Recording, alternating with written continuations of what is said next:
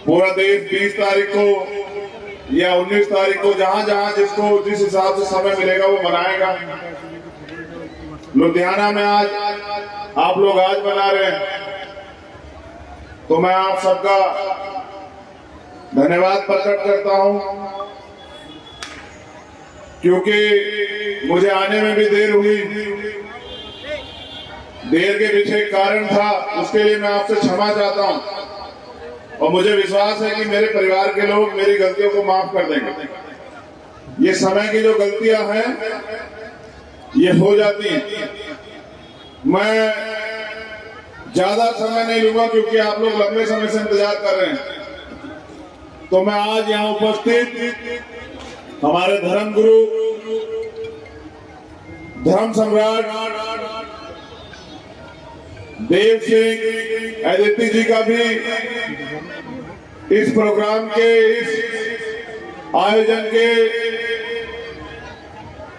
साथी बड़े भाई अश्वनी सोहता जी, भावादस की पूरी टीम, बड़े भाई राजेंद्र वाल्मीकि जी, मेरे साथ आए आजाद समाज पार्टी और भीम आर्मी के प्रधान हमारे प्रभारी अनिल तोमर जी और श्री जी, महक सिंह जी और कमल कुमार बराड़ा जी, मैं उनका भी धन्यवाद करता हूं। मैं एक पीड़ा आपसे शेयर कर देता हूं, क्योंकि अगर मैं अपने लोगों के बीच जाऊं और अपना दर्द ना कहूं तो शायद आप अपने आप से ईमानदारी ना कर पाऊं। अभी धर्म गुरु जी ने एक बात बहुत अच्छी कही थी, कहा कि जिसका भाई साथ होता है वो उसके साथ धोखा नहीं होता। गुरुजी, मैं भी इस बात को सही समझता हूं कि अगर टुकड़ों में बटे हुए समाज के लोग एकजुट हो जाएं, भाई एक दूसरे का हाथ पकड़ लें, तो हम में वो बल है कि हमारे इतिहास को दुनिया जानती है। उस बल का सामना ना पहले हुआ, ना आज होगा और ना ही भविष्य में उसका सामना होगा। मैं ये भी समझता हूं कि मैं बधाई आपको किस बात की दूं, क्योंकि बधाई उनको दी जाती है जिनके पास कुछ ताकत होती है। आप अगर ये सोच रहे हैं कि आप ताकतवर हैं तो ये आपकी गलतफहमी हो सकती, सच्चाई नहीं। क्योंकि मैं पूरे देश में घूमता हूं, हमारे नाम बदलते हैं, जगह बदलती है, प्रदेश बदलते हैं, लेकिन समस्याएं नहीं बदलती। आज भी इस बड़े वर्ग से हजारों जान सिर्फ और सिर्फ सीवर में जाके अपनी सफाई के काम में जो है हजारों की जान चली जाती है और कोई हिसाब नहीं है, ना कोई बोलता ना कोई सुनता। ऐसा लगता है कि हमारे जीवन का कोई मूल्य ही नहीं है। इस देश में अगर जानवर भी मरता है तो हाहाकार मचती है, चर्चा होती है, लेकिन हमारी जान पे कोई चर्चा नहीं होती। हमें जानवरों से भी बुरा काम आज भी करने के लिए मजबूर किया जाता है। बाबा साहब अम्बेडकर ने संविधान में लिखा कि जो दैनिक काम है वो कभी जो है ठेकेदारी पे नहीं होगा, लेकिन आप बलशाली लोगों को देखो तो सही, पूरे देश में ठेकेदारी में होता है। सरकारी तो सब खत्म कर दिया है, जो ठेकेदार की मर्जी हो दे दे और हमारे लोग हाथ फैला के ले ले, तो हाथ फैलाने वाला समाज ताकतवर कहाँ होता। भगवान वाल्मीकि महाराज ने हमारे हाथ में कलम दी, आप तमाम फोटो देखो, उन्होंने कलम दी और रास्ता दिखाया शिक्षा का। ना तो हम लोग शिक्षा ले पाए, ना हमारे हाथ में कलम आई। बाबा साहब अम्बेडकर ने हमें कलम दी, रास्ता दिया, संविधान बना के भाईचारा बनाने का और इकट्ठे होने का अधिकार दिया, जानवरों से इंसान का जीवन जीने का अधिकार दिया। लेकिन हम थोड़ी बहुत कामयाबी संविधान की वजह से पा तो पाए हैं, लेकिन इंसानों जैसा जीवन आज भी नहीं जी रहे। मैं धन्यवाद देता हूं। भाई अभी कह रहे थे सोहता जी कि कुछ छोटे छोटे संगठन बना के प्रयास कर रहे हैं कि वाल्मीकि धर्म खत्म हो जाए। जिनका गौरवशाली इतिहास होता है उनके बच्चे भी जो है, उनके बच्चों से भी लोग डरते हैं। आप कहे की बात करते धर्म खत्म हो जाए, कैसी बात करते? कभी नहीं हो सकता। जिन पे जिस धर्म पे भगवान वाल्मीकि महाराज की मेहर खत्म हो सकता, क्या बताइए? कोई दुनिया की ताकत खत्म कर सकती है क्या? नहीं कर सकती। मगर मैं आपसे ये भी कहना चाहता हूं, बहुत जिम्मेदारी से कह रहा हूं कि अपनी हालात को भी देखते, अगर आप ताकतवर होते तो क्या आपके साथ हाथरस होता? आप ताकतवर होते तो दिल्ली में 9 साल की बच्ची के साथ जो हमारी हुआ, क्या वो होता? आप ताकतवर होते, मैं आज देर मुझे इसलिए हुई, मैं बिल्कुल साफ तौर पर कह रहा हूं, क्योंकि भाई लखवीर की हत्या हुई है। मैं उनके घर गया था, मैंने वचन दिया, क्योंकि देखिए 2 चीजें बिल्कुल साफ है, एक मैं जबान का बड़ा पाबंद हूं और समय का बड़ा पाबंद हूं। देर इसलिए हुई कि मैं उनके घर गया और उस परिवार को विश्वास दिला के आया कि भाई धर्म जो है वो इंसानों के लिए है। इंसान धर्म के लिए नहीं कि धर्म को आधार बना के आप किसी की बलि चढ़ा दो, ये नहीं होगा। तो मैं वहां ये बताने के लिए गया था कि आप अकेले नहीं, हम सब लोग आपके साथ हैं। अगर कोई गलत करेगा, पहले तो हम सब लोग यहाँ खड़े हैं, हम किसी के धर्म का उपहास नहीं उड़ाते, ना अपमान करते। हम तो गुरु नानक साहब को, गुरु गोविंद साहब को, गुरु ग्रंथ साहिब का अदब करते हैं। हम तो धर्म के लिए जान देने वाले लोग हैं।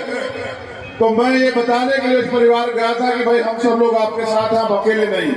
लेकिन मैं आपसे भी कह रहा हूं, अभी भाई बोल रहे थे कि मुख्यमंत्री जी को बधाई, मैं बधाई तब दूंगा जब वो मेरे परिवार के पास जाके वादा करेंगे कि उनकी जीवन की सुरक्षा की गारंटी पंजाब की सरकार लेगी। उससे पहले मैं उनको बधाई नहीं दूंगा।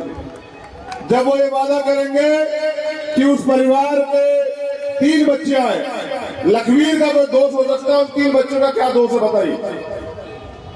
उनकी बहन की एक बेटी है, 12 साल की, मैं उसको बहन कह के और भांजी कह के आया, उसका क्या दोष है? उसका जीवन आगे कैसे बढ़ेगा, उसको कौन पढ़ाएगा, उसकी व्यवस्था कैसे होगी? ये नहीं होगा। मुख्यमंत्री जी अगर वास्तविकता में हमारे हैं तो हमारा कहने से काम नहीं चलेगा, हमारे लिए करके भी दिखाना पड़ेगा। और हमें यहाँ अधिकार चाहिए, हिस्सेदारी चाहिए। अब हम मांगने वाला समाज नहीं रहे, अब हम ताकतवर समाज बनने जा रहे हैं, हम देने वाला समाज बनने की तरफ बढ़ रहे हैं। ये लोकतंत्र है। मैं फिर कह रहा हूं, यहाँ हमारी वोट के लिए लोग आके हमारे पैर भी धोते हैं, लेकिन फिर चुनाव के बाद हमें इंसान नहीं समझते। मैं आपसे कहना चाहता हूं, ऐ मेरे समाज के लोगों, अपनी ताकत को पहचानो। महाराज जी कह रहे थे एकजुट रहो। जब दूसरे लोग अपने परेशानियों के हल के लिए इकट्ठे होते, हम लोग क्यों नहीं होते? हम किसी भी संगठन में काम करें, किसी दल में काम करें, लेकिन जब बात समाज की आए, स्वाभिमान सम्मान क्या, हक अधिकार क्या, हम लोग क्यों नहीं इकट्ठे होते? हमें होना चाहिए। मैं भावादर्श के साथियों का धन्यवाद देता हूं, उन्होंने मुझे अवसर दिया। लेकिन मैं ये वादा आपसे करता हूं कि जो नारा पंजाब से लगता है ना कि बाबा साहब तेरी सोच पे पहरा देंगे ठोक के, ये जिस दिन पहरा देने लगे ना आप लोग, उस दिन किसी की हैसियत नहीं होगी कि आपका अपमान करते। मेरी बात को आप कान खोल के सुनना, पहरा ही नहीं दे रहे हो, कहते कुछ और करते कुछ हो। इस कहने और कथनी और करनी का जो फर्क है, इसको खत्म कर दो। अगर अपने बच्चों के भविष्य के साथ खिलवाड़ नहीं करना है, अगर इस देश में स्वाभिमान सम्मान का जीवन चाहिए, तो अपने हक अधिकारों के लिए लड़ना सीखो, क्योंकि जो लड़ेगा वही बचेगा, जो नहीं लड़ेगा उसका वजूद खत्म हो जाएगा। मैं फिर आपसे निवेदन करूंगा, मैं समय आज ज्यादा नहीं लेता, मैं जब बोलने लग जाता हूं तो अपने दर्द को 1-1 घंटा बयां करता रहता हूं। लेकिन मैं आपसे हाथ जोड़ के निवेदन करूंगा, एकजुट रहिए, ताकत बनिए। सदगुरु रविदास जी महाराज कहते हैं, सत्संगत मिल रही है माधो जैसे मधुमक्खीरा। समाज को ऐसे एकजुट रहना चाहिए जैसे मधुमक्खी के छत्ता, मधुमक्खियां रहती है छत्ते में। क्योंकि अगर एक कुत्ते के पिल्ले को या एक कुत्ते को एक पत्थर मारा जाएगा, वो भाग जाएगा। लेकिन अगर एक मधुमक्खी के छत्ते में एक पत्थर आप मारोगे तो आने वाली कई पीढ़ियों का इलाज कर देगी मधुमक्खी। ऐसा समाज को बन के रहना चाहिए। मैं आज इस मंच से ये वादा दिलाता हूं आपको, वो दिन नहीं आएगा कि मैं भाईचारे को कमजोर पड़ने दूं। अगर मेरे खून की जरूरत पड़ेगी तो मैं भाईचारे के लिए खून देने का काम करूंगा, आपके विश्वास को कमजोर नहीं होने दूंगा। मैं आपका खून हूं, मेरी ताकत आप है।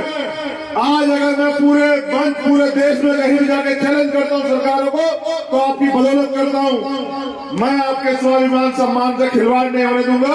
हम सब लोग मिलकर ताकत बनेंगे और अपने अधिकार छीन कर लेंगे। हम मांगने वाले लोग नहीं है, क्योंकि मैं जानता हूं मांगने सिर्फ भीख मिलती है।